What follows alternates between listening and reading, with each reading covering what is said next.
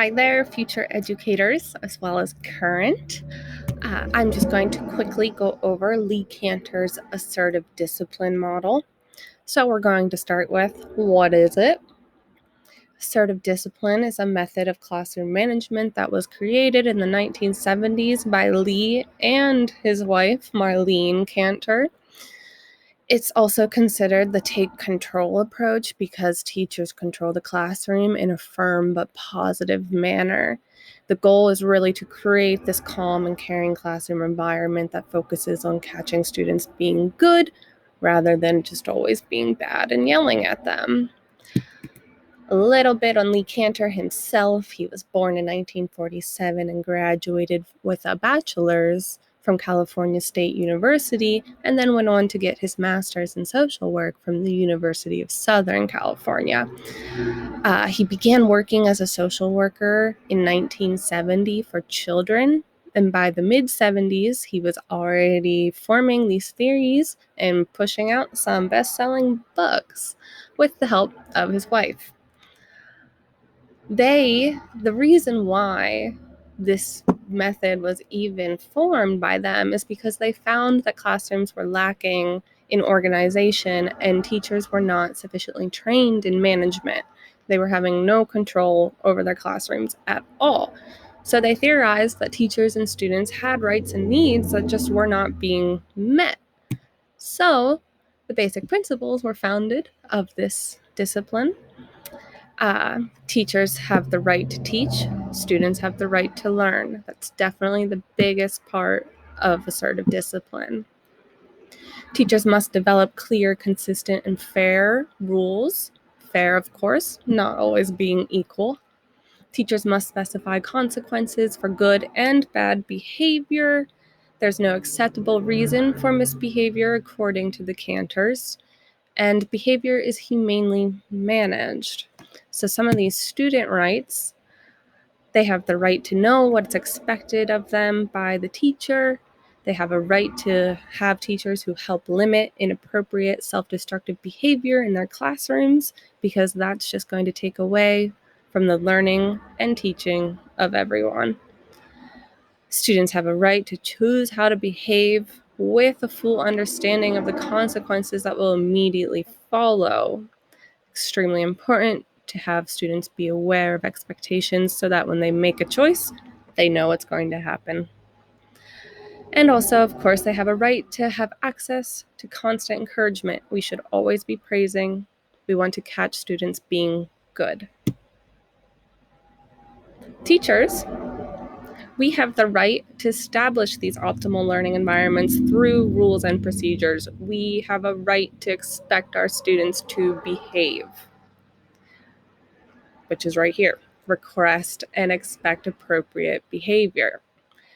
We also have the right to ask for help from administration and parents. So this moves us into the assertive discipline plan itself and the components of it. First and foremost, though, the plan protects the rights of teachers and students, though teachers' needs are met first. We are the most important. So one of the components is the rules or expectations. Canters say that you only want to use 4 to 5. Make sure they're easy to understand and follow. They need to be age appropriate and cover typical discipline situations, so you wouldn't want anything outlandish. They must teach acceptable classroom behaviors. They need to be visibly posted where everybody can see, and they should be consistently enforced throughout the day. Consistently. That's a big thing here with the Canters. Consistency. So when the students do misbehave, and the consistent consequences of these, we want to be keeping track of the offenses privately. This prevents, of course, embarrassing anybody. We do not want to have more than 5 predetermined consequences for the misbehavior, of course, posted visibly so students know what choice they're making. We never want to use physically or psychologically harmful punishments. That is not effective.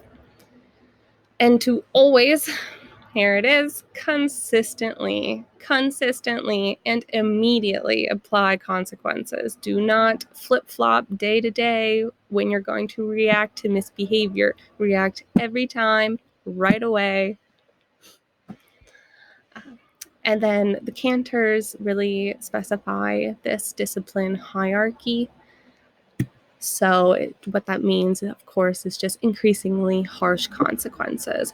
You would change these to whatever is fitting for your classroom, but an example here, first offense, always the warning, written warning.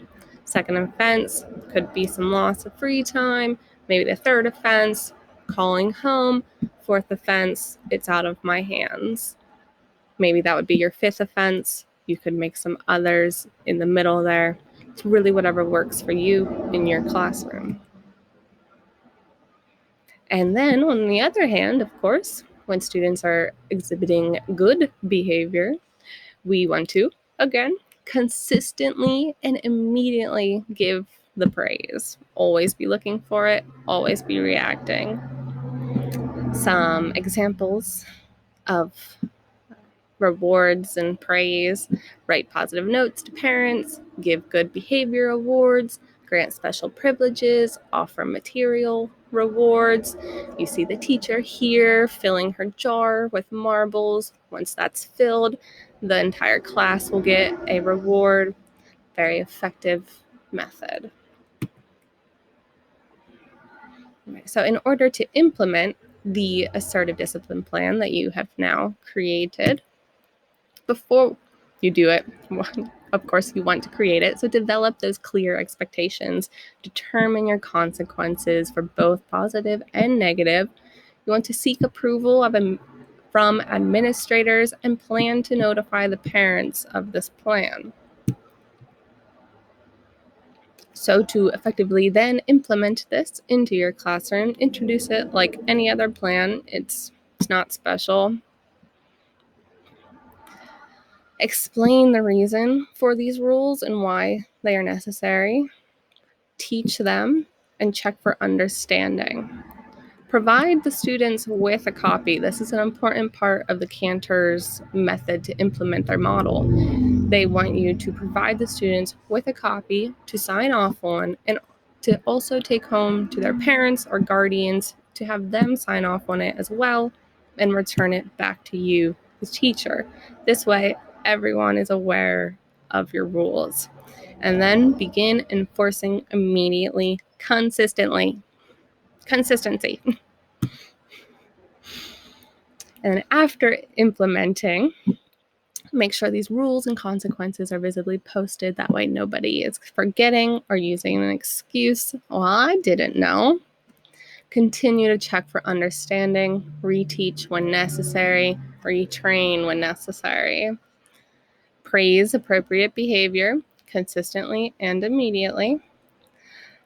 Consistently use negative consequences for misbehavior immediately. Never ignore bad behavior. Always remain consistent. That is an assertive teacher. Follow through with the consequences. Again, remain consistent. And track behavior privately rather than publicly. That way we save some face for students. Cute meme here. So, having this assertive discipline plan makes you an assertive teacher. The assertive teacher also, of course, is recognizing and reinforcing these good behaviors immediately, as well as the bad ones. They are also consistent and fair, not always equal, always reacting confidently and quickly to situations. They give firm and clear directions, expectations. They use student names regularly. They use a firm, clear, calm tone of voice in any situation. They maintain eye contact when speaking, and they reinforce verbal statements with nonverbal gestures. So, to look at the opposite of this, the Canters also look at the passive teacher that we see here cannot keep track of her classroom at all in the cartoon. But she's overly indecisive, fails to specify clear and reasonable expectation, fails to make their needs or wants known, threatens with no follow through, is inconsistent in responding to misbehavior or positive behavior. Inconsistency. You do not want to be inconsistent and passive. Not good. And of course, she's not firm. She's not insistent. She does not repeat what she means. She does not follow through with what she means. Therefore, she ultimately accepts whatever the students decide and completely loses control of the classroom. And then the hostile teacher typically doesn't have much control of the classroom either, but for different reasons. They see students as adversaries or little monsters here. They disregard students' feelings and needs. They violate their rights. They're negative, condescending, sarcastic, or hostile, which we'll see, or we saw with the Arnold. And they also have unprofessional attitudes towards students and colleagues. And they run their classroom with fear rather than caring, compassion. And finally, an assertive teacher incorporates and uses the broken record technique. It's fantastic. The Canters developed it. It's just an assertive discipline method used to correct behavior. So you want to correct a student's misbehavior 3 times max. You want to be basic and understanding, firm, consistent, tell them what you need from them, use I language, hints, demands, assertive language. Ignore the students' excuses. We know that they have a lot of them. After the 3rd correction or as the 3rd correction, give them a choice and a consequence. So it's either you do what I'm telling you to do, or now you're facing this consequence. And just a quick example of that, Kyle, you have work to do. Get away from the window and sit down. Of course, Kyle, he wants to watch the birds outside. The teacher says, I understand. They're really cool, but I need you to sit down now. The student says, well, just a minute. Okay, teacher. No, Kyle, I want you to sit down right now. Student, but the bird. Then teacher, Kyle, if you don't sit down now, you'll sit with me through recess. And that, of course, is the choice between doing what the assertive teacher is asking or face the consequence.